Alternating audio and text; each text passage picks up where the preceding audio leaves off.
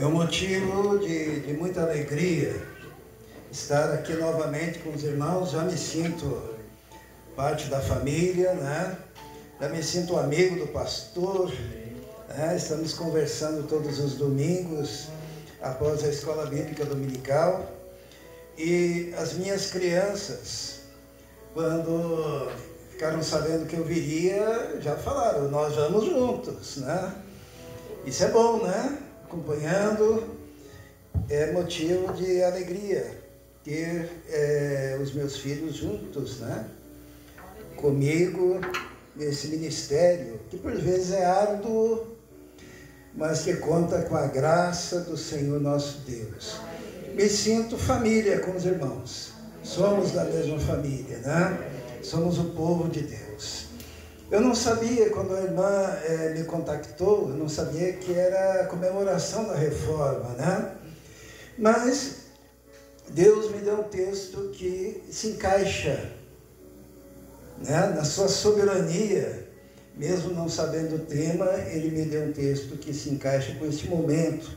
Eu convido então os irmãos que abram as suas Bíblias em Mateus, no capítulo 11.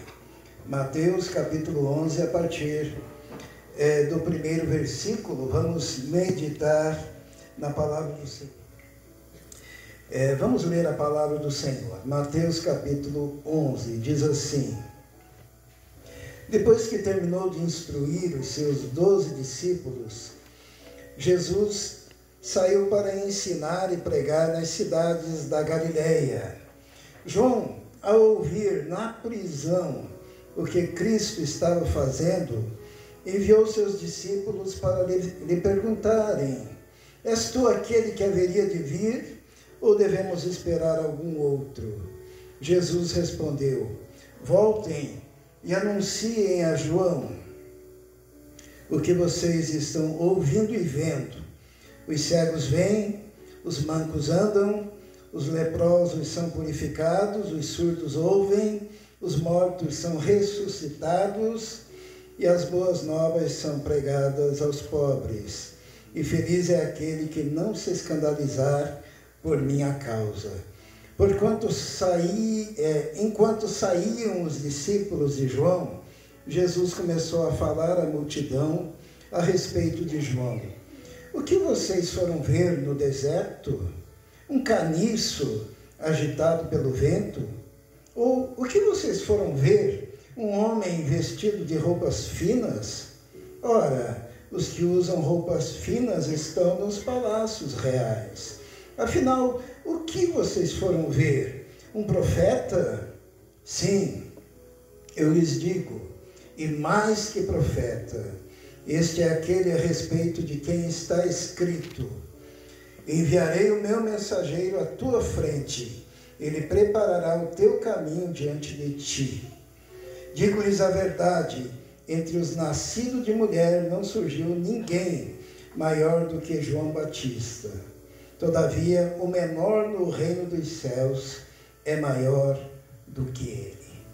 Vamos orar. Senhor, pedimos agora que o teu Santo Espírito esteja operando, iluminando, Senhor, a nossa mente, o nosso coração, para que possamos, Senhor, compreender a tua palavra e aplicar a sua palavra conforme as nossas necessidades. Em nome de Jesus. Amém. Os irmãos podem se assentar.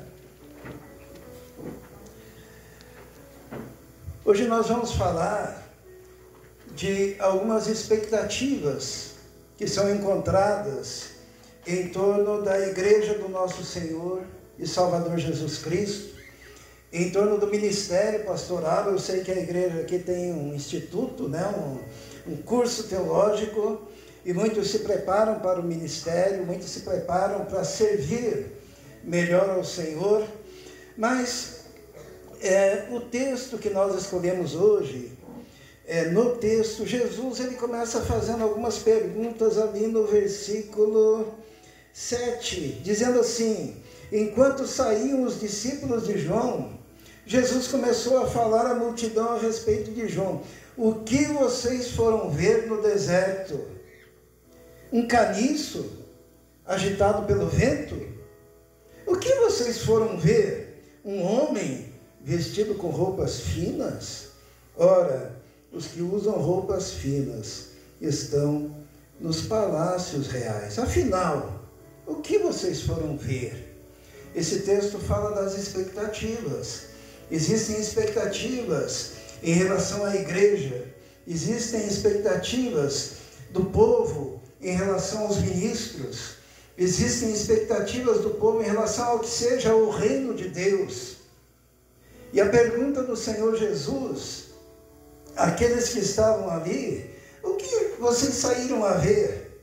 A primeira coisa que Jesus fala, será que aquele homem, João Batista, o profeta, é como um caniço agitado pelo vento? Em outras palavras, é algo comum. É simplesmente alguém que não modifica em nada o cenário profético da nossa época, porque a cana era encontrada em qualquer canto, qualquer lugar, e as crianças faziam aqueles furinhos e tocavam, né? Algumas notas, só que quebrava muito fácil, caía no chão, eles pisavam em cima, e daí faziam outra, porque era facilmente encontrado em qualquer canto. E muitas vezes se pensa que um profeta, um homem de Deus, é um caniço, é qualquer um, pode se encontrar em qualquer esquina, não tem nada de especial. E muitos falam isso dos ministros do Senhor, né? Ah, aquele lá é pastor, e tem outro pastor aqui, tem pastora lá, e a gente tropeça como se fosse um caniço nesses líderes, que muitas vezes não são valorizados, porque podem ser encontrados em qualquer canto, substituídos. Mas Jesus também diz, mas o que vocês saíram a ver? O que vocês queriam ver? Qual era a expectativa de vocês? Um homem trajando vestes luxuosas? É outra expectativa que está lá no outro canto. E Jesus fala assim, olha, os que se trajam com vestes luxuosas estão nos palácios dos reis. É isso que vocês estão esperando encontrar? E muitas vezes essa expectativa do povo, ela se transporta também para a igreja. Muitos olham a igreja com desprezo. Ah, é só um povo, são os crentes, estão lá, ficam lá levantando a mão, não sabemos porquê. Igreja a gente encontra em qualquer canto, em toda esquina. E tem outros que falam, não, eu gosto daquela onde eles se vestem com roupas esplêndidas, né? E manifestam prosperidade. Jesus está perguntando, afinal, qual é a sua expectativa? Qual a expectativa em relação às coisas do reino de Deus? E nesse texto, Jesus então coloca tudo no seu devido lugar. Qual deve ser a nossa expectativa?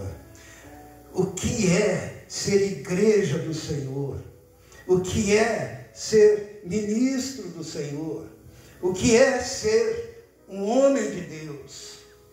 Porque o povo estava meio admirado, porque João Batista pregava no deserto. João Batista teve o privilégio de batizar o Senhor. João Batista é aquele que viu o Espírito descendo em forma corpórea como pomba sobre Jesus. João Batista é aquele que pregava o arrependimento, arrependei-vos e crede no Evangelho. É o precursor. E nesse momento em que Jesus fala isso, no versículo 1 diz que João Batista, no versículo 2, estava no cárcere. Estava preso. Ele jamais sairia de lá.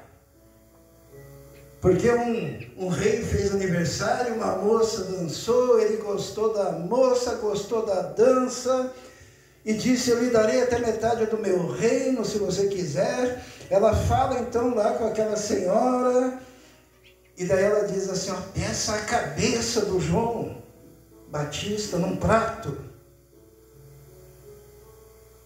João Batista nunca saiu desse cárcere, exceto quando foram até lá, lhe cortaram a cabeça e levaram até o rei.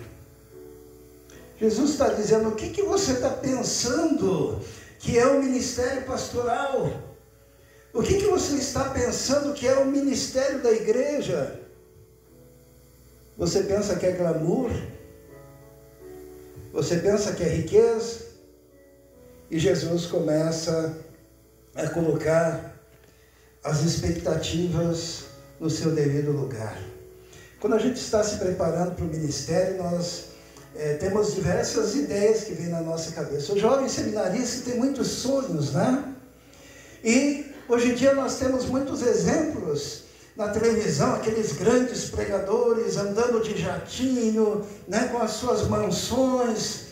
E muitos pensam assim: não, meu ministério vai ser um ministério grandioso, glorioso. No entanto, este homem que foi degolado, Jesus, ele disse assim: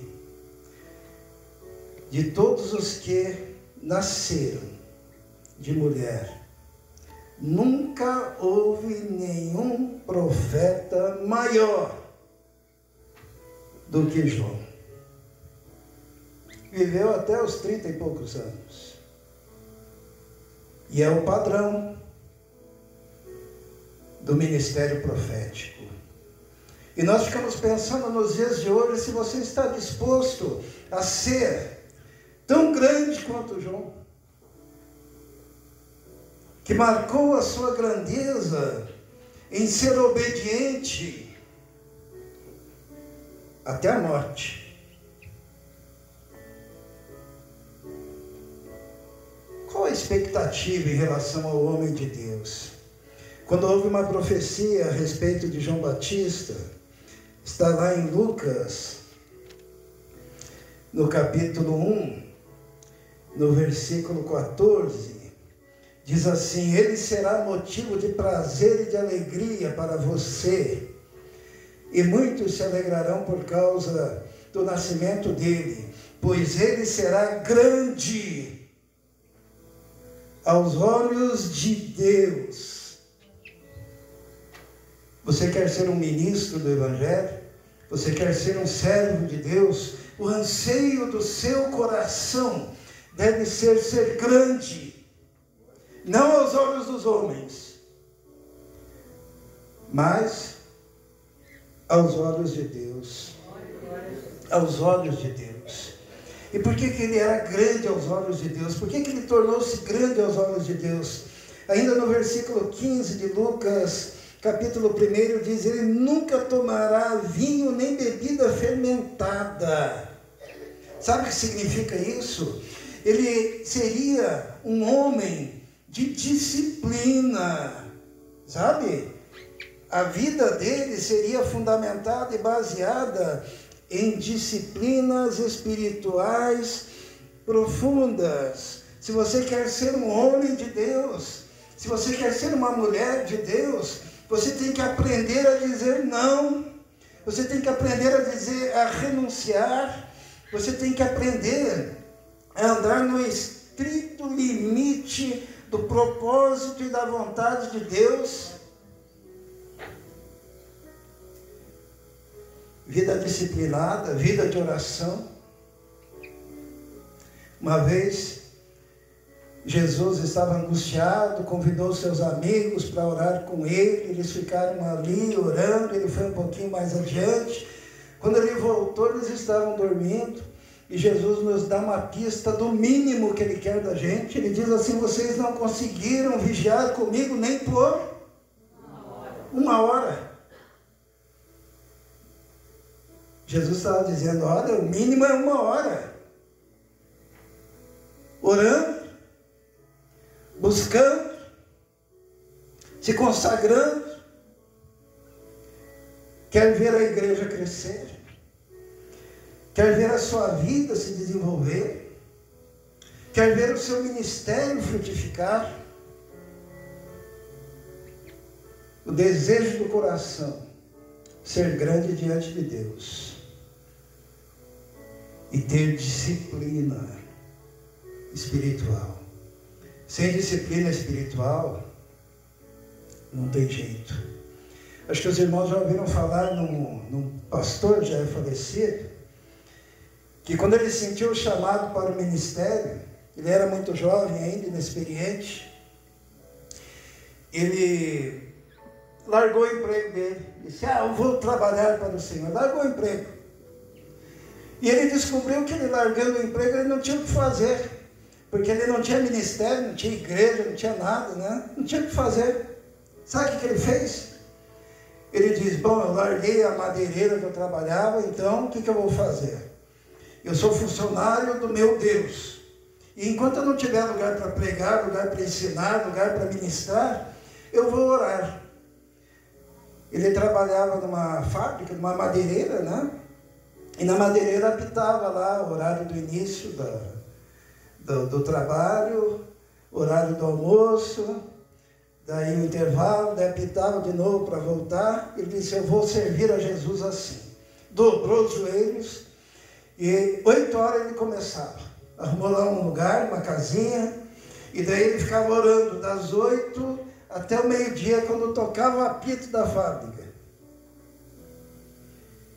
Daí dava um intervalo, ele almoçava, tocava de novo, ele voltava e continuava orando até às 6 horas da tarde.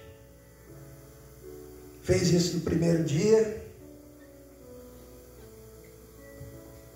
fez isso no segundo dia, dali a pouco ele descobriu que ele estava sem assunto, né? Ele, para falar com Deus, ele falava, pedia pela família, pedia pelo bairro, pedia pela cidade, pedia. E daí o que aconteceu? Começou a fluir as línguas espirituais, e ele começou a orar em línguas, intercalando com aqueles momentos de oração com entendimento. E assim ele passava, e passou lá o primeiro mês, e passou o segundo mês. Parecia que nada estava acontecendo. E o povo ouvindo falar que tinha um maluco lá que ficava trabalhando para Deus em oração durante o dia todo. E uma irmã de uma igreja chegou lá, bateu e disse, eu quero convidá-lo para ir lá na nossa igreja, então já que você fica o dia inteiro aí orando, né? E ele pensou assim, acho que o meu patrão, ele não vai ficar bravo comigo se eu não sair desse momento e ir lá participar de um culto. E ele foi. E ele olhou, enquanto estava o culto, né? Ele olhou para o lado e viu uma senhora. E ele olhou assim, e ele viu que aquela senhora, ele percebeu lá no discernimento espiritual que a senhora tinha um problema na coluna, que a senhora... E ele olhou, a senhora tem tal problema? Ela disse, tenho.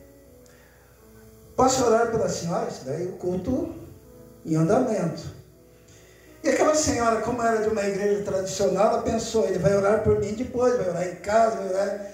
E como ele não era, ele pensou, se ela pediu para orar, eu vou orar agora. Começou a orar. E daí todo mundo ficou preocupado na igreja, lá o homem lá orando no meio do culto, lá falando alto. O pregador disse para o diácono, corre lá. E quando o diácono estava chegando, aquela mulher, que ele não tinha percebido, mas estava de muletas, começou a glorificar a Deus e correr pela igreja. E todo mundo ficou espantado. E os olhos se voltaram para aquele acontecimento. E ele, assustado também, começou a chorar. E ele descobriu uma coisa. Ele disse que descobriu uma coisa. Ele descobriu sem querer o poder da oração. talvez seja algo que a igreja moderna precisa redescobrir. Quando nós passamos pelos reformadores,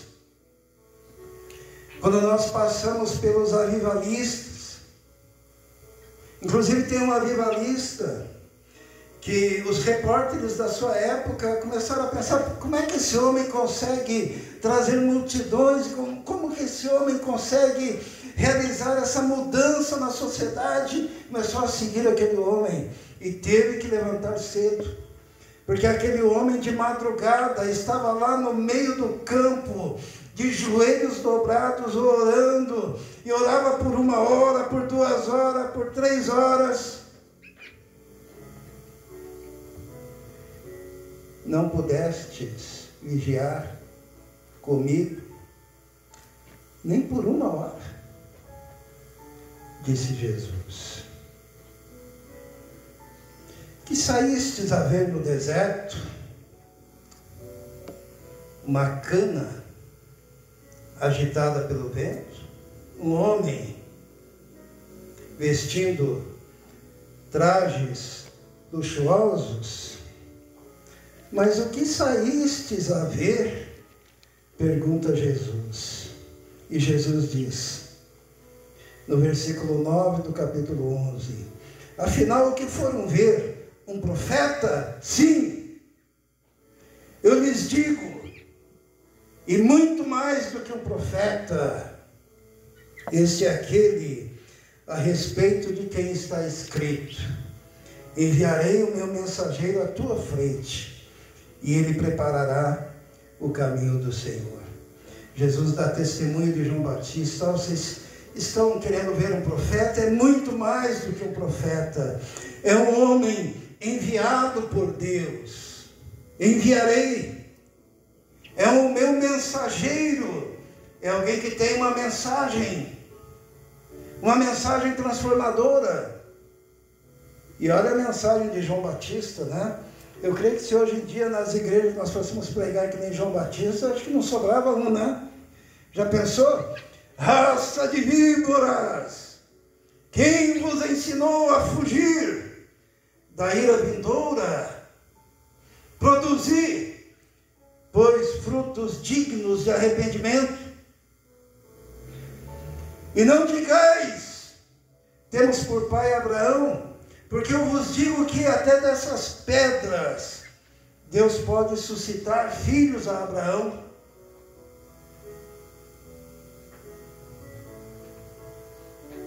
Deus busca profetas, homens que falem a verdade, homens que não massageiem o ego, homens que falem em nome do Senhor, homens que toquem os corações, homens que anunciem a verdade da palavra de Deus, enviados por Deus, mensageiros de Deus, anjos de Deus,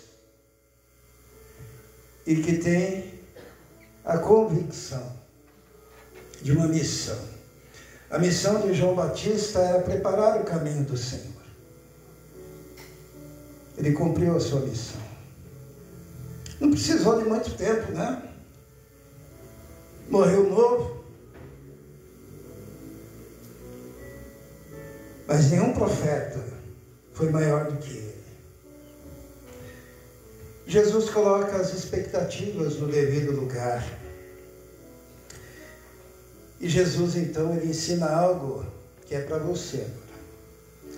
Que diz assim, no versículo 11: digo-lhes a verdade, entre os nascidos de mulher, não surgiu ninguém maior do que João Batista. Todavia, o menor no reino é maior do que ele.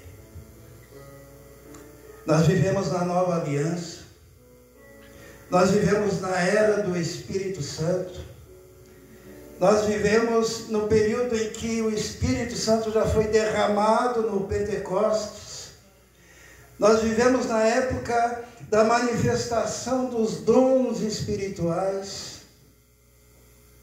A igreja do Senhor é uma igreja onde o corpo de Cristo inteiro recebeu dons do Espírito Santo para serem usados na obra. E o menor é maior do que João Batista. E daí nós perguntamos, né, por que muitas vezes a igreja não causa o impacto? Quando eu falo isso, eu estou falando da gente lá em São José também. Mas por que muitas vezes a igreja não causa o impacto transformador da sociedade? No avivamento do país de Gades, porque no grande avivamento que houve no país de Gades, a sociedade foi totalmente transformada naquele país. Eu tive um professor que já é falecido atualmente, mas ele é do país de Gales, né? E ele próprio recebeu a influência do avivamento que há tanto tempo houve, porque repercutiu na história daquela nação. O grande problema daquela nação era a bebedeira, eram os bares, as igrejas praticamente fechadas, com bancos vazios. E daí tinha um garoto, um menino, novinho, que trabalhava numa mina de carvão, para ajudar no sustento da sua família. E ele levava a sua Bíblia na mina de carvão, e nos intervalos, ele lia a palavra de Deus. Até a Bíblia dele existe até hoje no museu, porque quando houve uma explosão na mina, a Bíblia dele queimou um pouco, então tem as marcas da queimadura, que aquele garoto levava para dentro da mina de carvão. E ele sai daquela mina de carvão, e o pessoal começou a dizer que ele era maluquinho, né? Sabe por quê? Dizia, aquele menino que conversa sozinho, que está andando nas ruas e fala sozinho. Sabe com quem que ele estava falando? Falando com Deus. Ele falava com Deus assim, ó, o Senhor do lado dele. Ele conversava com o Senhor. Ele orava ao Senhor o tempo todo. E um dia ele foi na igreja com um colega,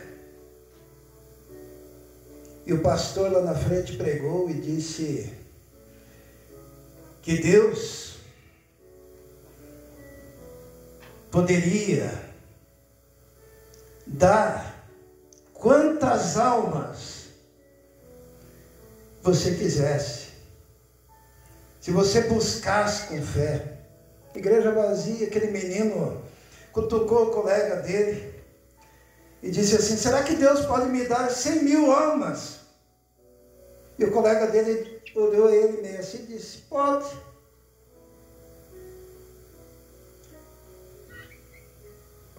E ele passou a buscar isso em oração. E sabe o que aconteceu? Ele foi orar. Primeiro dia estava ele, depois estava 2, depois estava 3, depois estava 10. Dali a pouco aquela igreja começou a orar junto com ele. Dali a pouco as outras igrejas começaram a ver aquilo e começaram a orar também. E daí a outra igreja começou a orar. E começou um grande movimento no país de Gales. E houve uma transformação tão grande, porque as pessoas diziam que se sentiam, até a irmã falou hoje, né? Eu creio que foi a irmã, as pessoas se sentiam atraídas para a casa de Deus. O indivíduo estava indo para o bar e sentia-se atraído, e entrava e havia aquela presença de Deus, e as pessoas caíam de madura na porta da igreja, arrependidas dos seus pecados. Isso começou a crescer, crescer, crescer, crescer. E Deus teve que fazer, ou melhor, os líderes daquele país os empresários, porque assim, ó, o carvão era carregado por burros, tá? Por animais. Só que aqueles animais eram muito maltratados, né? E eram xingados. E eles estavam acostumados a ser chutados, açoitados, xingados. Eles tiveram que treinar novos animais, porque houve um novo procedimento no comportamento daqueles mineiros, que já não xingavam, que já não maltratavam. As pessoas começaram a pagar as dívidas que deviam há tantos anos. Os lares começaram a se reconciliar. E aquele avivamento tomou conta do país. Nós podemos considerar que aqui é uma igreja pequena, né? Eu queria dizer para os irmãos que aqui nesse lugar pode começar um avivamento tal que pode transformar essa nação, que pode modificar corações, que pode começar aqui numa onda e terminar num tsunami da fé. Porque nós não somos uma cana agitada pelo vento. Nós somos o povo de Deus. E dentro de nós habita o soberano de todo o universo. Quem estuda o Sol, pensa assim, ó, quanta energia tem ali, né? Sabe quem que colocou cada molécula para fazer o Sol brilhar? É aquele que mora dentro dos crentes. O que o Senhor pode fazer se um de nós hoje resolvermos nos dobrar, que nem fez aquele homem que eu contei, né? E orar e se permitir ser dominado pelo Espírito Santo de Deus. Deus está chamando. Deus te quer. Se você se colocar nas mãos dele, ele vai te usar. E esse boqueirão vai ser transformado. E Curitiba, e Paraná e Brasil.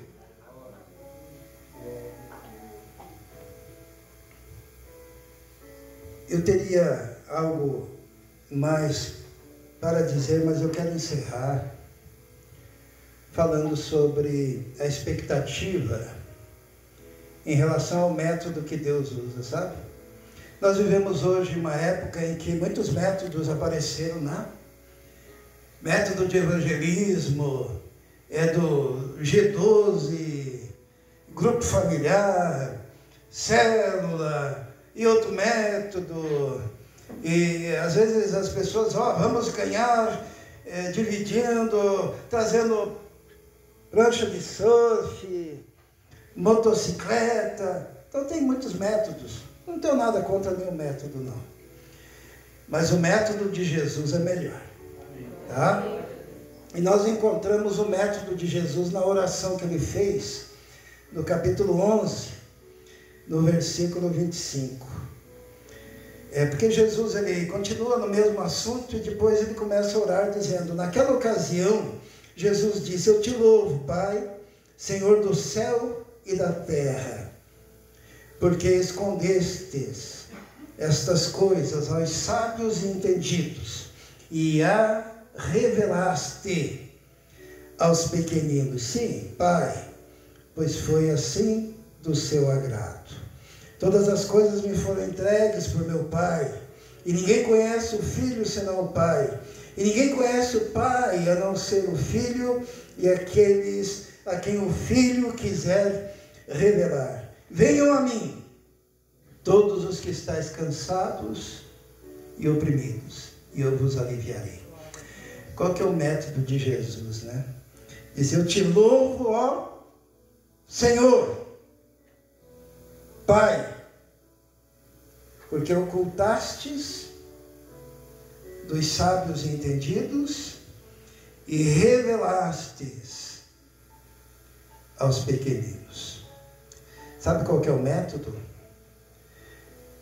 A gente pode se desdobrar com métodos humanos, mas se o nosso método não for aquele velho método que o pastor conhece, que é o método do joelho no chão, que é o método da entrega, que é o método da renúncia, que é o método da fé, que é o método da submissão, que é o método da busca incessante pelo poder e graça de Deus. Nós podemos usar todos os métodos que for. Vamos produzir algo puramente humano. Mas a obra de Deus é sobrenatural e se faz através de um método também sobrenatural. É o método dos joelhos calejados e das horas de clamor debaixo da graça e do poder do nosso Deus. Deus quer usar a igreja. Deus já está usando, vai usar mais. Mas Ele chama você a se consagrar. Ele chama você a dizer nesse momento: olha, eu quero fazer diferença. Eu quero ser aquele menino da mina de carvão. Eu quero obedecer e crer naquilo que o Senhor quer fazer nesse lugar. Amém? Vamos orar. Santo e eterno Deus, sabemos que muitas vezes as nossas expectativas estão no lugar errado, Senhor. Mas nós reconhecemos, ó Deus, que quando nós colocamos os nossos olhos e a nossa expectativa em Ti, há poder, há capacidade transformadora de toda uma sociedade. Te louvo, ó Deus, porque o Senhor tem muita gente nesse lugar. E eu peço, ó Deus, que cada um daqueles que foram tocados pelo Senhor e pela sua palavra, se levantem hoje como arautos, ó Deus, do Teu reino, embaixadores, e que essa sociedade seja transformada, ó Deus, através da instrumentalidade dos Teus servos, em nome de Jesus. Amém. Deus abençoe os irmãos. Passo então a palavra